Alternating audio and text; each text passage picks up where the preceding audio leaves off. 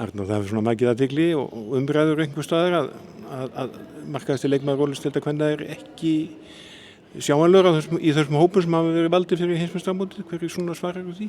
Já, það eðlilegt kannski að menn spyrji sig að því.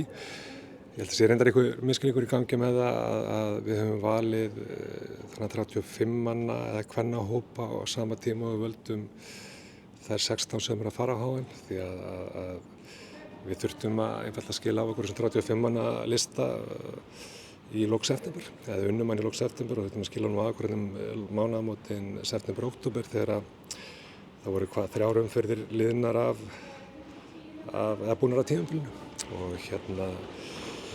Og á þeim tímapunkti, að því ég er nú búinn að fá einhverja gagnrýni á mig fyrir líka að hafa valið Tinnu Sigurrós, sem mér finnst þetta mjög óréttmætt, að Tinna Sigurrós er ein af okkar efnilegustu örveldu skyttur sem við eigum. Búin að vera í landsliði 2004-05 stelpna á hverja stórmótinu fætur öðru og gera virkilega góða hluti. Þannig að hún sem eina af okkar efnilegustu skyttum hefur verið valin í A-landslið, þá er hún klárlega á þeim tímapunkti að æfa og spila með sinni félagsliði þannig í lok september. Þannig að ég valdi hana sjálfsögðu í þennan hóp.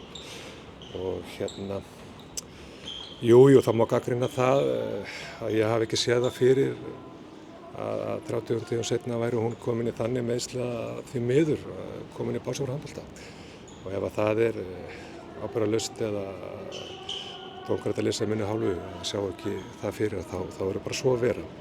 Hvað var það Söru Dögg að þá á þessum tímapunkti í lok september að þá tekið það ákvörðun að velja Elínu Klöru, Elínu Rósu, Söndru, Aldísi Ástu sem að þá var og er búin að vera að standa sér frábærlega í Svíþjóð, og Emblu Steindórsdóttir inn í þessa stöðu á miðjunni og það er svo sem kannski ekki að skýra það neitt frekar. Sara Dögg virkilega búin að standa sér vel og verið frábæri vetur og vakið mikla athygli, bæði athygli mína og annarra.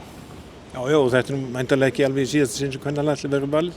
Nei, alveg örugglega ekki, og þessi er samt í fyrsta skipti sem að þessi 35 kvennalisti hefur vakið svona mikla athygli, og það er bara gott. Það er að gera velta þessu fyrir sér eins og öllu öðru.